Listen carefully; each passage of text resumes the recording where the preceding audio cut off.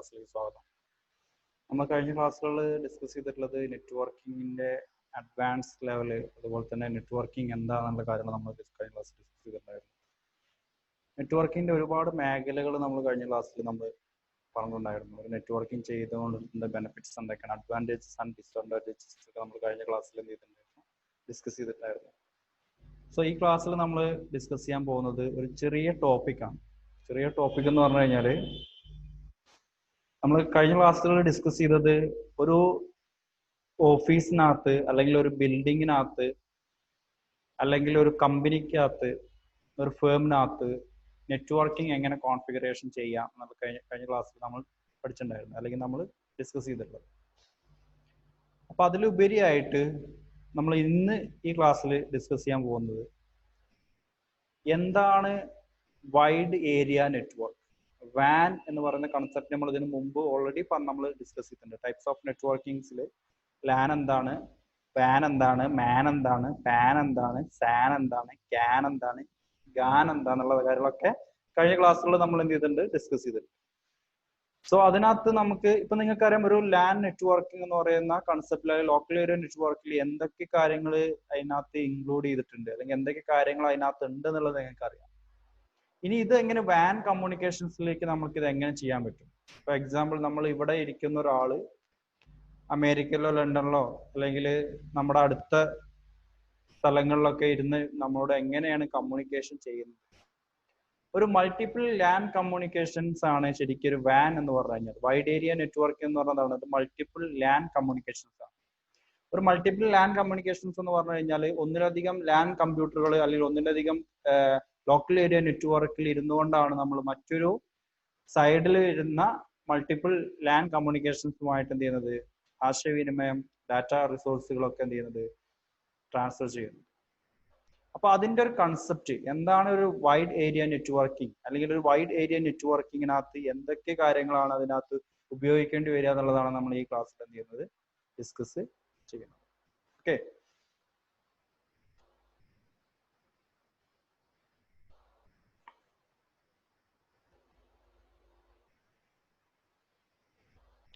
So LAN എന്താണ്, van എന്താണ്, നിങ്ങൾക്ക് ഇതിന്റെ ജസ്റ്റ് ഒരു ചെറിയൊരു ഇമേജ് ഞാൻ ഇതിലേക്ക് ഷെയർ ചെയ്യുന്നുണ്ട്. ഒരു ലോക്കൽ ഏരിയ നെറ്റ്വർക്കിനകത്തും ഒരു വൈഡ് ഏരിയ നെറ്റ്വർക്കിനകത്തും നടക്കുന്ന ഒരുപാട് കാര്യങ്ങളുണ്ട്. സാധാരണ ലോക്കൽ ഏരിയ നെറ്റ്വർക്കിനകത്ത് വരുന്നത് നമ്മൾ സാധാരണ ക്ലയന്റ് ആൻഡ് സർവർ സിസ്റ്റംസുകളായിരിക്കും കൂടുതൽ വരിക. ക്ലയന്റ് ആൻഡ് സർവർ സിസ്റ്റംസ്, കേബിൾസുകൾ വരും.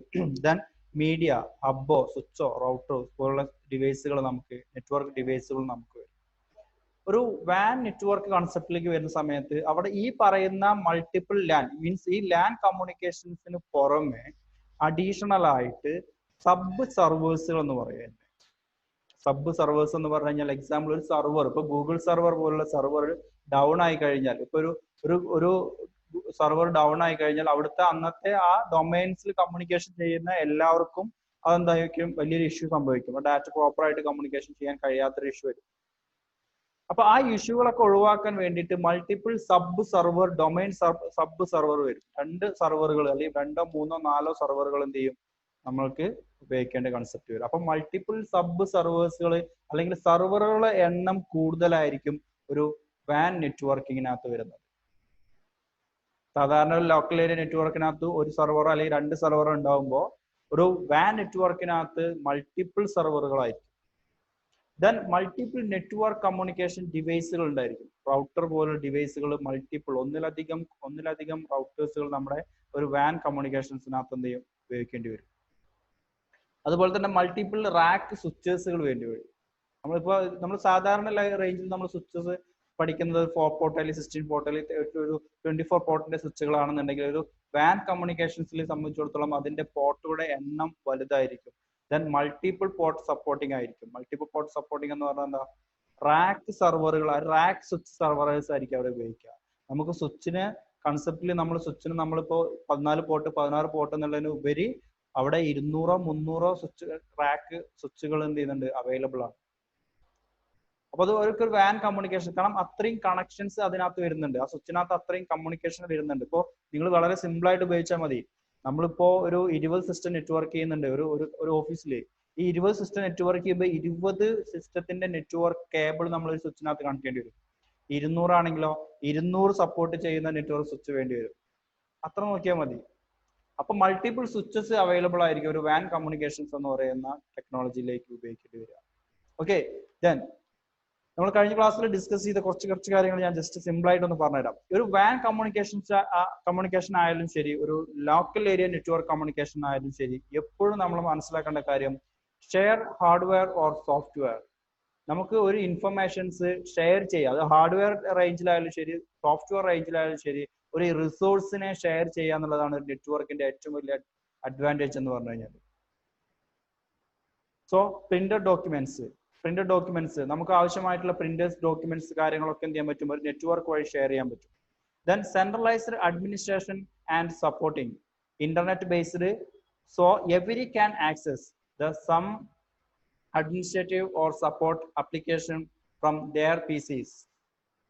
ഇപ്പോൾ എക്സാമ്പിൾ, നമ്മൾ എല്ലാവരും ഗൂഗിൾ പ്ലേ സ്റ്റോർ ഉപയോഗിക്കുന്ന ആളുകളാണ്, നമ്മൾ ആൻഡ്രോയിഡ് ഫോൺ ഉപയോഗിക്കുന്ന ആളുകളാണ്, അല്ലെങ്കിൽ ആപ്പിളിന്റെ ഫോൺ മാക് യൂസ് ചെയ്യുന്ന ആളുകൾ ഉണ്ടായിരിക്കും.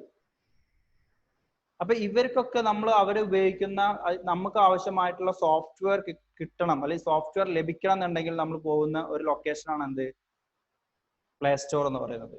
ഈ പ്ലേ സ്റ്റോർ എന്ന് പറയുന്നത് എന്താണ്, ശരിക്കും ഒരു സോഫ്റ്റ്വെയർ റിസോഴ്സുകളാണ്, ഒരു സോഫ്റ്റ്വെയറിന്റെ റിസോഴ്സ് ആണ്. നമുക്ക് വേണ്ട എല്ലാ ഇൻഫർമേഷൻസും അല്ലെങ്കിൽ നമുക്ക് വേണ്ട എല്ലാ സോഫ്റ്റ്വെയറും എന്തിനകത്തുണ്ട്, ഈ പ്ലേ സ്റ്റോറിനകത്ത് അവൈലബിൾ ആണ്. അതുകൊണ്ടാണ് നമ്മൾ എല്ലാവരും എന്ത് ചെയ്യുന്നത്, ഈവൻ നെറ്റ് കണക്ട് ചെയ്തിട്ട് നേരെ നമ്മൾ പ്ലേ സ്റ്റോറിൽ പോയിട്ട് ആവശ്യമായിട്ടുള്ള ആപ്ലിക്കേഷൻസ്, ആവശ്യമായിട്ടുള്ള സോഫ്റ്റ്വെയർ നമ്മൾ എന്ത് ചെയ്യുന്നത്, ആക്സസ് ചെയ്യുന്നത്.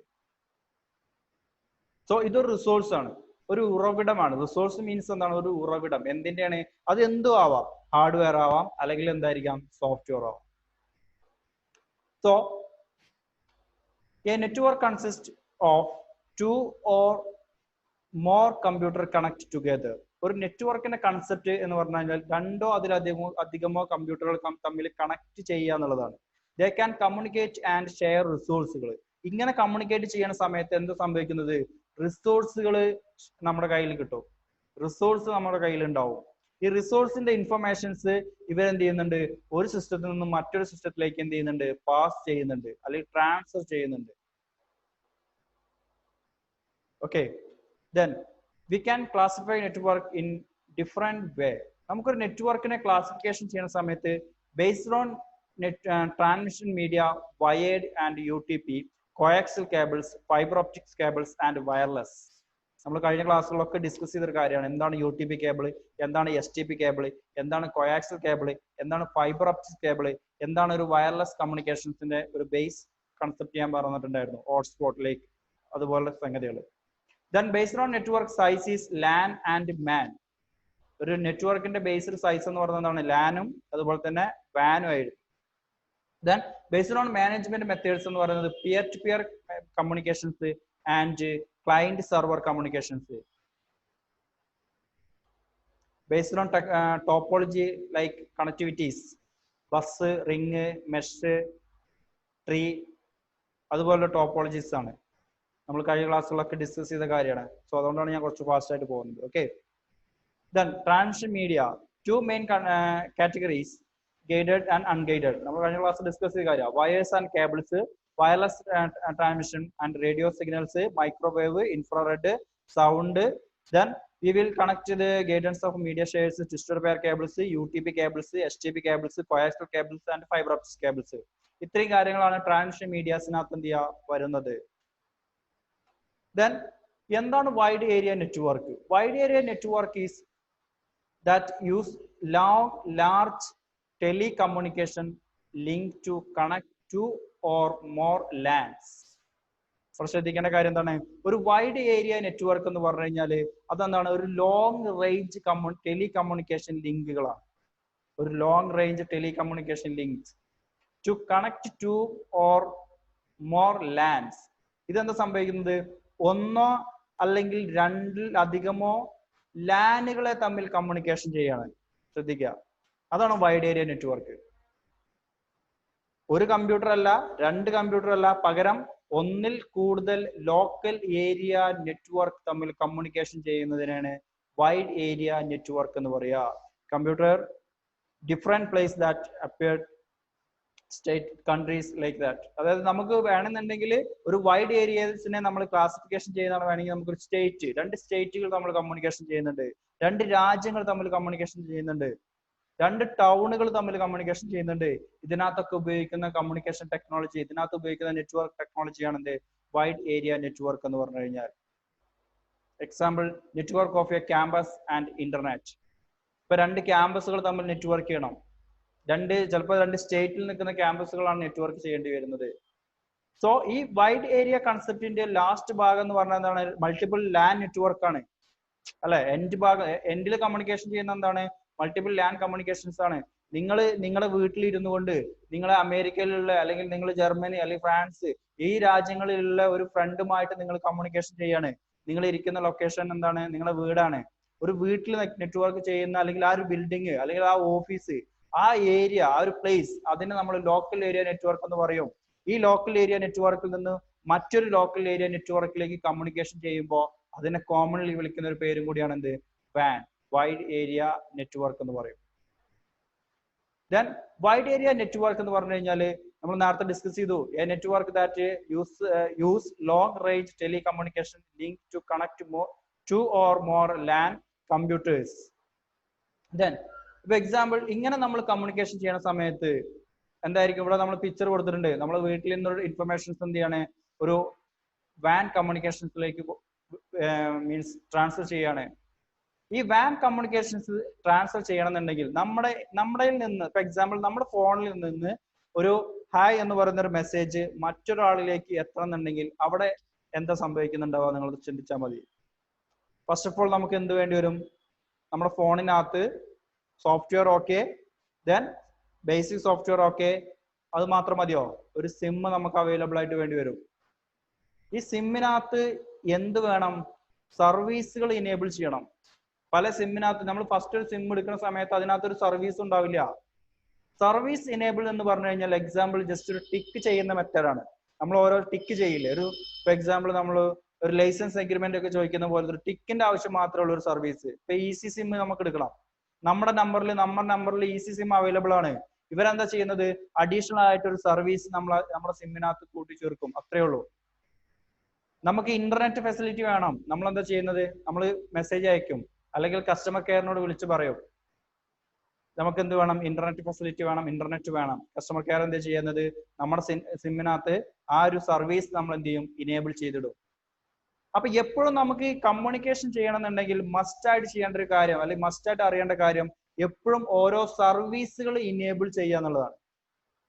ഇപ്പൊ ഒരു ലാൻ കമ്മ്യൂണിക്കേഷൻസിലാണെങ്കിൽ അവിടെ മൾട്ടിപ്പിൾ സിസ്റ്റംസ് ഉണ്ടായിരിക്കും, മൾട്ടിപ്പിൾ സ്വിച്ചസ് ഉണ്ടായിരിക്കും, മൾട്ടിപ്പിൾ പ്രിന്റേഴ്സ് ഉപയോഗിക്കുന്നുണ്ടാവും, മൾട്ടിപ്പിൾ സ്റ്റോറേജ് ഡിവൈസുകൾ ഉണ്ടായിരിക്കും, മൾട്ടിപ്പിൾ യൂസേഴ്സ് അക്കൗണ്ട്സ് ഉണ്ടായിരിക്കും.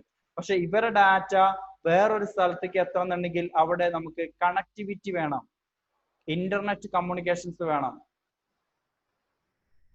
ഈ ഇന്റർനെറ്റ് കമ്മ്യൂണിക്കേഷൻസ് ഇല്ലാതെ ഒരിക്കലും എന്ത് ചെയ്യില്ല, ഒരു ഡാറ്റ ഇവിടുന്ന് മറ്റൊരിലേക്ക് എന്ത് ചെയ്യില്ല, എത്താൻ പ്രയാസമാണ്. അല്ലെങ്കിൽ നമ്മളൊന്ന് ആലോചിച്ച് നോക്കി, ഇപ്പൊ നമ്മൾ വീട്ടിൽ നിന്ന് ഇവിടുന്ന് ആ തല വരെ നമ്മളൊരു കേബിൾ വലിച്ചിടുക, ഒരു കേബിൾ യൂസ് ചെയ്യുക, ഒരു peer to peer communication establish ചെയ്യാന്ന് വെക്കുക. ഒന്ന് ആലോചിച്ച് നോക്കിയേ, ആ ഡാറ്റ അവിടെ എത്തോ ഇല്ല എന്നുള്ളത് അത്ര ഉറപ്പൊന്നുമില്ല. ഇപ്പൊ നിങ്ങൾക്ക് അറിയാവുന്ന ഒരു വേറൊരു മെത്തേഡാണ് നമ്മൾ സാധാരണ ഉപയോഗിക്കുന്ന TV കേബിള്, കോയാക്സിൽ കേബിൾ ഉപയോഗിക്കാറുണ്ട്. ഓരോ പോസ്റ്റ് കഴിയുമ്പോഴും നമ്മൾ സാധാരണ ഇലക്ട്രോണിക് പോസ്റ്റിന്റെ സൈഡിലൊക്കെ ആയിരിക്കും എന്ത് ചെയ്യുന്നുണ്ടാവുക, ഈ കേബിൾ യൂസ് ചെയ്തിട്ടുണ്ടാവുക. ഒരു പോസ്റ്റ് കഴിഞ്ഞാൽ അടുത്ത പോസ്റ്റ് എത്തുമ്പോഴേക്കും അതിന്റെ സൈഡിൽ ഒരു എന്ത് ചെയ്യുന്നുണ്ട്, ഒരു ബൂസ്റ്റർ എന്ന് പറയുന്ന ഒരു സംഗതി വരുന്നുണ്ട്. എന്തിനാണ്? ഈ സിഗ്നൽ അവിടെ എത്തുമ്പോൾ കുറയും, അതിനെ കൂട്ടിയിട്ട് ബൂസ്റ്റ് ചെയ്ത് വിടുക. നമ്മളെ നെറ്റ്വർക്കിൽ റിപ്പീറ്റർ പോലുള്ള ഡിവൈസ് ആണത്. ആ സിഗ്നൽ കുറഞ്ഞ സിഗ്നൽ വരും, ആ സിഗ്നൽ കൂട്ടിയിട്ട് എന്ത് ചെയ്യും, അടുത്തതിലേക്ക് പോകും.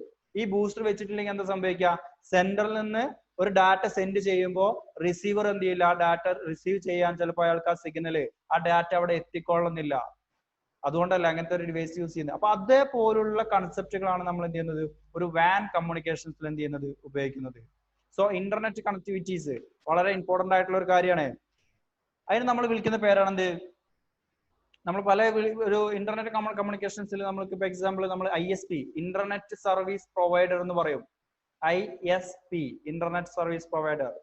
So example, WAN technology is like ISDN, integrated service digital network, based on 192 kbps. ഇതിന്റെ സ്പീഡും കാര്യങ്ങളൊക്കെ നമ്മൾ ഇവിടെ പറയുന്നുണ്ട്. അതുപോലെ തന്നെ ഫ്രെയിം റിലേ, ATM, അതുപോലെ കുറച്ച് ടെക്നോളജീസ് ആണ് വാൻ കമ്മ്യൂണിക്കേഷൻസിൽ എന്ത് ചെയ്യുന്നത് ഇവിടെ ഞാൻ നിങ്ങൾക്ക് ഷെയർ ചെയ്തിട്ടുള്ളത്. Then examples, bandwidth cables. Cable TV services has been externally deployed to most modern categories. നമ്മൾ സാധാരണ കേബിൾ TV കമ്മ്യൂണിക്കേഷൻസിൽ ഇപ്പോൾ ഉപയോഗിക്കാറുണ്ട്. ഇപ്പോൾ ഏഷ്യാനെറ്റിന്റെ കണക്ഷൻസ് നമ്മൾ ഉപയോഗിക്കാറുണ്ട്. സാധാരണ കോയാക്സൽ കേബിൾ വഴിയാണ് എന്ത് ചെയ്യുന്നത് ആ കണക്ഷൻ വരുന്നത്. ആ കോയാക്സൽ കേബിൾ വഴി വന്ന ശേഷം ആ കണക്ഷൻസ് എന്ത് ചെയ്യും, ഫൈബർ ഓപ്റ്റിക് കേബിളിലേക്ക് അത് കൺവേർട്ട് ചെയ്യും. കാരണം എന്താ, ഡാറ്റ ട്രാൻസ്ഫർ സ്പീഡ് കൂടുതലായിരിക്കും, സ്പീഡ് കൂടുതലായിട്ട് വേണ്ടി വരും. അപ്പോൾ OFC കേബിളിലേക്ക് എന്ത് ചെയ്യും, കമ്മ്യൂണിക്കേറ്റ് ചെയ്യും. Cable TV companies strive to make it use to their coaxial cables installed a TV signals, broadband data services. Many cable network wiring has been replaced with hybrid fiber optic cables. അതായത് പല ആളുകളും coaxial cable എന്ന് പറയുന്ന ആ cable ഒഴിവാക്കിയിട്ട് എന്ത് ചെയ്യുന്നുണ്ട്, fibre optic cable എന്ത് ചെയ്യുന്നുണ്ട്, ഉപയോഗിക്കുന്നുണ്ട്. കാരണം ഡാറ്റ ട്രാൻസ്ഫർ സ്പീഡ് വളരെ ഫാസ്റ്റ് ആണ് എന്ത് ഒരു ഫൈബർ ഓപ്റ്റിക് കേബിളിനകത്ത് വരുന്നത്. നമ്മൾ OFC കേബിളിന്റെ പിക്ചേഴ്സ് നമ്മൾ വരച്ചിട്ടുണ്ട്. OFC കേബിളിന്റെ സിഗ്നൽ ട്രാൻസ്ലേഷൻ നമ്മൾ പറഞ്ഞിട്ടുണ്ട്. OFC കേബിളിൽ എത്ര ഡാറ്റ ട്രാൻസ്ഫർ ചെയ്യാന്നുള്ള കാര്യങ്ങളൊക്കെ നമ്മൾ എന്ത് ലൈറ്റ് കമ്മ്യൂണിക്കേഷൻസ് ഒക്കെ നമ്മൾ എന്ത് ചെയ്യുന്നുണ്ട് കഴിഞ്ഞ ക്ലാസ്സുകളിൽ നമ്മൾ ഡിസ്കസ് ചെയ്തിട്ടുണ്ട്.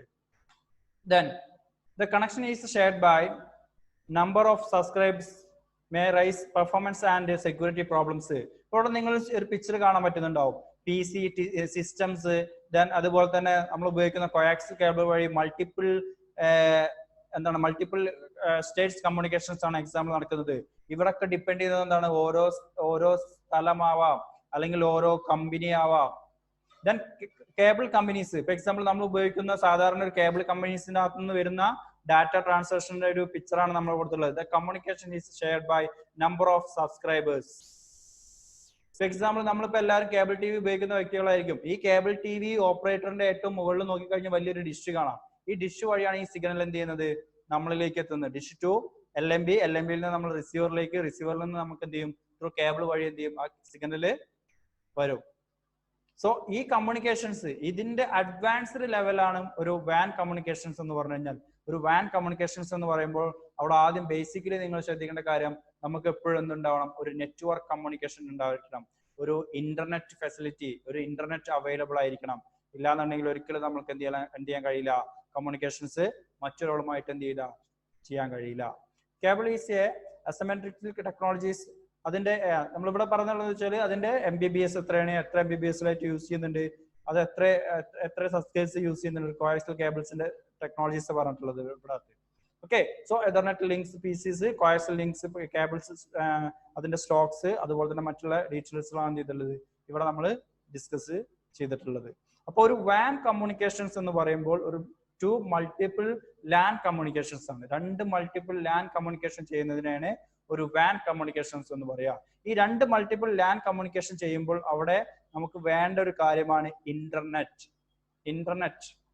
ഇന്റർനെറ്റ് ഇല്ലാണ്ട് ഒരിക്കലും നമുക്ക് എന്ത് ചെയ്യില്ല, ഈ വാൻ കമ്മ്യൂണിക്കേഷൻസ് എന്തല്ല പോസിബിൾ അല്ല. അപ്പോ ഇന്റർനെറ്റ് ത്രൂ ആണ് എന്ത് ചെയ്യുന്നത്, ഈ ഡാറ്റകൾ എന്ത് ചെയ്യുന്നത് ട്രാൻസ്ഫർ ചെയ്യുന്നത്. നമുക്ക് ഇന്റർനെറ്റ് സർവീസ് പ്രൊവൈഡ് ചെയ്യുന്ന ഒരുപാട് ആളുകൾ, മീൻസ് ഒരുപാട് കമ്പനീസുകൾ നമുക്ക് എന്താണ് ഇവിടെ അവൈലബിൾ ആണ്. ഇപ്പൊ എക്സാമ്പിൾ ജിയോ അല്ലെങ്കിൽ വെഡാഫോൺ, ഐഡിയ, അപ്പൊ അതുപോലുള്ളതൊക്കെ നമുക്ക് എന്ത് ചെയ്യുന്നുണ്ട്, ഇന്റർനെറ്റ് ഫെസിലിറ്റീസ് എന്ത് ചെയ്യുന്നുണ്ട് അവൈലബിൾ ആക്കി തരും. സോ ഈ ഇന്റർനെറ്റ് ഫെസിലിറ്റി വഴിയാണ് എന്ത് ചെയ്യുന്നത് നമ്മൾ എന്ത് ചെയ്യുന്നത് കമ്മ്യൂണിക്കേഷൻസ് ഒരാളിൽ നിന്ന് മറ്റൊരാളിലേക്ക് ഡാറ്റ ട്രാൻസ്ഫർ ചെയ്യുന്നത്. Okay, so thank you.